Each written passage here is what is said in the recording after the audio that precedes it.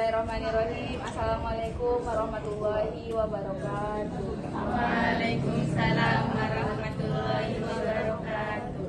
Alhamdulillahirabbil alamin wahdahu wassalatu wassalamu ala asrofil anbiya'i wal mursalin wa ala alihi wa sahbihi wasallam ajmain amma ba'd.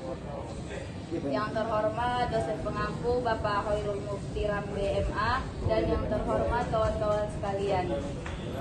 Baiklah, adapun maksud dan tujuan saya di sini hanya untuk mempresentasikan makalah saya untuk memenuhi ujian akhir semester, yang mana judul makalahnya itu tentang konsep keluarga dalam Al-Quran. Baiklah, masuklah kita materi pertama tentang pengertian keluarga dalam Al-Quran. Dalam bahasa Arab atau keluarga merupakan kata jadian dari al-asru. Al-asru secara etimologi berarti ikatan atau al-qaid. Dikatakan asaru, asran wa isran, artinya mengikutinya atau qayyada. Asarah artinya menjadikannya sebagai tawanan. Tentang pokok kata al-asru ini, Al-Razi mengatakan asarokitbah, artinya syadada bil isran merupakan wajan dari al-izar, yaitu al-qad atau tali. Maksudnya dia mengikat perutnya dengan tali. Dari situlah terjadi kata al-asri atau tawanan, karena merupakan orang-orang Arab mengikat tawanan dengan tali. Maka semua tawanan dinamakan asir sekalipun tidak diikat. Terlepas dari beberapa definisi keluarga yang terdapat dalam berbagai literatur, Al-Quran juga mempunyai istilah-istilah tersebut dalam menyebut atau menerapkan kata keluarga. Istilah-istilah tersebut diantaranya adalah sebagai berikut. Yang pertama, al-ahla, artinya mempunyai dua akar kata dengan pengertian yang jauh berbeda. Akar kata yang pertama adalah ihalah, yang secara etimologi berarti lemak yang diiris dan dipotong-potong menjadi kecil-kecil. Menurut Al-Asfahani ada dua macam al-ahla dalam Al-Quran. Yang pertama ahla yang bersifat sempit atau yang disebut dengan ahla ar-rajul, yaitu keluarga yang senasab, seketurunan atau yang berhubungan darah. Mereka biasa berkumpul dalam satu tempat tinggal. Yang kedua, kurba. Secara etimologi, kurba berasal dari kata karobah yang berarti dekat. Oleh karena itu, secara umum kurba diartikan sebagai segala peraturan atau jalan dalam rangka mendekatkan diri kepada Allah Subhanahu wa taala.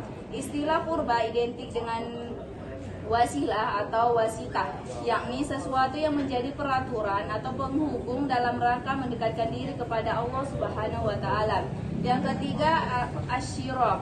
Menurut pakar tafsir Ar-Raqib, kata asyirah pada mulanya merujuk pada sebuah keluarga besar atau keturunan dari seseorang dengan kuantitas yang amat banyak dan sempurna. Biasanya kata yang derivasinya disebut Al-Quran tidak kurang dari 30 kali ini. Lanjutan Al-Asfahan, maknanya secara umum tidak keluar dari dua pengertian. Dan yang keempat, arham, dalam bentuk jamak dari kata arham yang mempunyai arti peranakan atau sebuah wadah yang menampung sperma hingga tumbuh menjadi janin. Lanjut, materi yang kedua tentang konsep pembentukan keluarga dalam Al-Quran.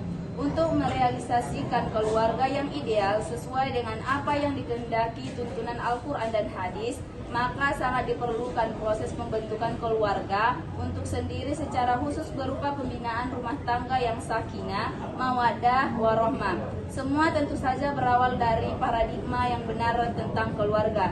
Jika paradigmanya bahwa keluarga bahagia adalah yang bergelimah harta, maka motivasi dalam berkeluarga pun adalah mengkapasitasi kekayaan. Sebaliknya, bagi paradigma berkeluarga, seorang muslim berasal dari motivasi bahwa berkeluarga adalah untuk beribadah kepada Allah Subhanahu wa taala, menjaga kesucian diri dan merealisasikan amal bahwa berkeluarga adalah bagian dari sebuah mengimplementasikan pesan-pesan Allah dalam Al-Quran.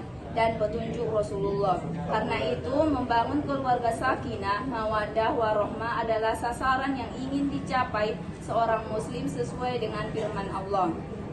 Keluarga dalam arti kehidupan rumah tangga diawali dari adanya ikatan pernikahan yang disebut sebagai mitsaqul ghalizo atau ikatan yang kokoh. Sering. Diam loh. Biar siap 3 menit lagi ya. Diam lah ya. 3. Tujuan dasar disyariatkannya perkawinan adalah untuk mencari rahmat atau kasih sayang, baik itu kasih sayang dari pasangannya maupun rahmat dari Tuhan yang ujungnya adalah untuk mencapai kebahagiaan dan ketenangan hidup. Yang keempat, asas perkawinan dalam Islam adalah asas monogami. Yang kelima, sistem kekerabatan dalam keluarga Islam adalah sistem kekerabatan bilateral. Keluarga dalam Islam mengandung sistem kekerabatan bilateral, yaitu Islam kekerabatan yang hubungan kekeluargaannya dapat didasarkan pada garis keturunan kedua orang tua, baik ayah maupun ibu. Yang keenam, hubungan suami dan istri adalah sebagai partner yang saling melindungi dan melengkapi.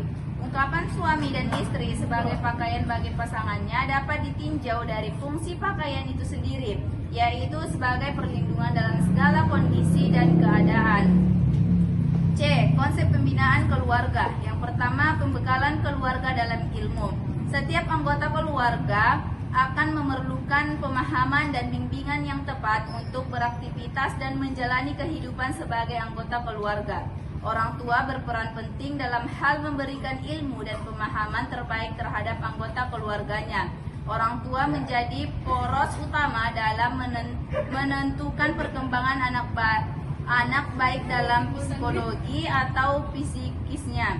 Pembekalan ilmu yang dimaksud bukan hanya ilmu agama saja, melainkan pengetahuan yang umum juga, seperti suami dan istri saling memberikan kesadaran mengenai kedudukan, hak dan kewajiban suami dan istri, sang ayah dan ibu yang memberikan pemahaman tentang kedudukan, hak dan kewajiban kepada anak. Yang kedua, pembekalan keluarga dengan iman. Islam membina dan mendidik kehidupan manusia atas landasan ajaran tauhid. Kemudian akan tumbuh iman dan akidah. Setelah memahami makna keduanya, akan membuahkan amal ibadah dan amal solih lainnya. Amal perbuatan seorang muslim yang disebut takwa. Apabila pembinaan ketakwaan ini telah dimulai sejak dini, sejak masa kanak-kanak, maka perkembangan dan pembinaannya pada saat dewasa kelak akan lebih mudah. Pembinaan ini dapat ditempuh melalui pendidikan keluarga, sekolah, atau lingkungan masyarakat, baik formal maupun informal. Maka pada perkembangan selanjutnya akan melahirkan manusia-manusia bertakwa yang siap untuk membentuk keluarga sakinah yang baru. Yang ketiga, pembekalan menuju kesejahteraan. Keluarga harus dapat memenuhi beberapa kriteria yang dibina di lingkungan keluarga. Di antaranya pembinaan penghayatan agama Islam, pembinaan saling menghormati, pembinaan kemauan berusaha, pembinaan sikap hidup efisien, pembinaan sikap suka mawas merawat diri. Hubungan dalam keluarga harmonis serasi merupakan unsur mutlak terciptanya kebahagiaan dalam hidup.